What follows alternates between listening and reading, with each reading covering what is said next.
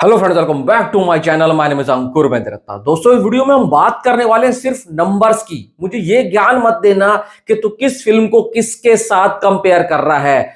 तो भाई ये तो बिल्कुल मत कहना कंटेंट को कंटेंट के साथ कंपेयर कर, ये कर वो कर। भाई ये ज्ञान मत देना। अगर ऐसा आपको ज्ञान देना है तो भाई खुद कुछ कर लिया करो, इतना कहना चाहूंगा। बात करेंगे नंबर्स की कि भाई पुष्पा 2 ने किस किस फिल्म के नंबर्स को बीट किया है। पहले 2 दिन में कौन कौन सी फिल्म ने वर्ल्ड वाइड के ऊपर कितना कलेक्शन किया था। जो इंडियन सिनेमा की फिल्म है ना, टॉप ग्रॉसर है, सीधा सीधा उनके साथ इसकी टक्कर चल रही है। टक्कर क्या चल रही है, उनको बीट ही कर दिया है, उनका गेम ओवर कर दिया है। तो सबसे और कुछ और कॉमन फैक्टर है, वो क्या है, उससे हमें क्या इशारा मिलता है कि आगे इंडियन सिनेमा कैसे वर्ल्ड लेवल के ऊपर जा सकता है और कौन से ऐसे लोग हैं जो इसको लेकर जा सकते हैं।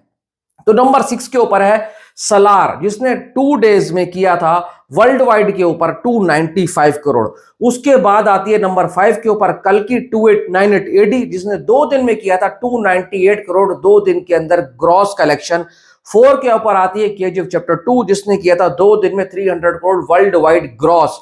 फिर आती है RRR 350 gross in just 2 days world wide में आती है। उसके बाद नंबर 2 के ऊपर इंडियन सिनेमा की सबसे बड़ी फिल्म बाहुबली 2, जिसने किया था 382 करोड़ रुपीस।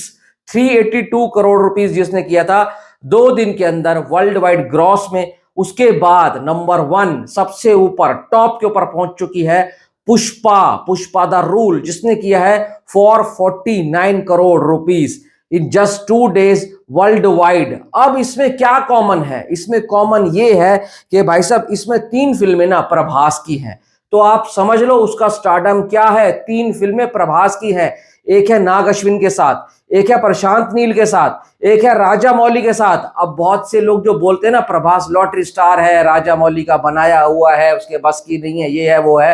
तो 3 फिल्में जो उसकी टॉप के ऊपर है ना, तीनों की तीनों अलग डायरेक्टर के साथ है। तो ये बोलने वाले जो हैं अपना मुंह भाई साहब कंबल में छुपा लो, क्योंकि ये तुम बोलने लायक नहीं हो। और 2 फिल्में हैं राजा मौली के डायरेक्शन में, एक भाई साहब कौन सी आरआरआर और एक है कौन सी बाहुबली 2। तो ये बात भी साफ हो जाती है कि जब भी राजा मौली साहब कोई फिल्म लेकर आएंगे और वो अगर सही ढंग से बनी होगी तो वो टॉप के ऊपर जाएगी चाहिए। और राजा मौली के साथ ऐसी उम्मीदें भी जुड़ गई हैं कि राजा मौली साहब आएंगे तो कुछ नया और एक यूनिक कंटेंट ही लेकर आएंगे और पब्लिक इनके नाम के ऊपर फिल्म देखने जाती है। इनके नाम के ऊपर इनकी फिल्में, चाहे कोई भी एक्टर हो। अब जूनियर एनटीआर अकेले आया, 500 करोड़ ग्रॉस करके गई, पर कुछ खास इंपैक्ट नहीं पड़ा उसके कलेक्शन के अंदर। भाई साहब देवराज जो थी ना, बहुत ज्यादा इन्फ्लेशन था राजा। और उसके बाद रामचरण आने वाला है गेम चेंजर में, तुम्हें पता लग जाएगा हिंदी बेल्ट में उनका क्या हाल होने वाला है।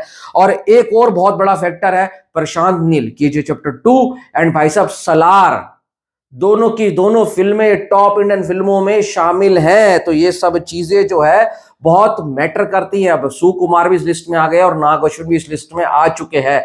अब देखने वाली बात ये होगी जब भाई साहब केजीएफ चैप्टर 3 आएगी और सलार 2 आएगी, वो इस लेवल पर जाती है नहीं जाती है। और कल की भी आएगी, फिर पुष्पा 3 भी आएगी और राजा मौली साहब की जो एडवेंचर थ्रिलर आने वाली है महेश बाबू के साथ, वो जब आएगी तो क्या वो पुष्पा 2 का रिकॉर्ड तोड़ पाएगी, या ऐसा कोई बॉलीवुड एक्टर या बॉलीवुड डायरेक्टर है जो इस लेवल पर जाकर इनको कॉम्पीट कर सकता है। अगर आपको लगता है तो उनका नाम जरूर सजेस्ट करना कमेंट बॉक्स में।